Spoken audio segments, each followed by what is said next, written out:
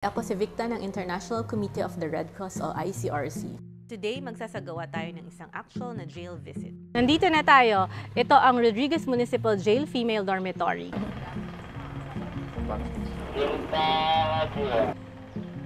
Batiin muna natin si Warden at alamin ang kalagayan ng jail. Iikot tayo para tignan yung iba't ibang infrastructures dito sa jail at yung kalagayan nila. For example, ito ang kanilang mini library. Ang ating mga PDLs ay nagtanim ng kanilang upo. Isa din sa mga naging proyekto ng BJMP kasama ang ICRC ay ang info campaign na ito kung saan pinapaalam sa PDLs ang kanilang mga karapatan bilang bilanggo. Magkakaroon naman tayo ng usapan or ng private interviews kasama ang ating mga PDLs.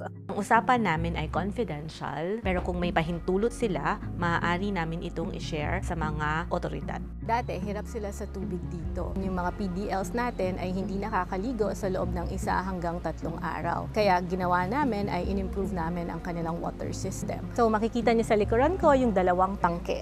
Ngayon, mas regular na ang pagligo ng ating mga PDLs. Good afternoon, Warden! Thank you po for allowing us to visit the jail po. Tapos na ang ating jail visit. Para bumuti ang kalagayan ng mga PDLs, 2 bagay ang mahalaga: pagtutulungan at commitment ng ating jail authorities.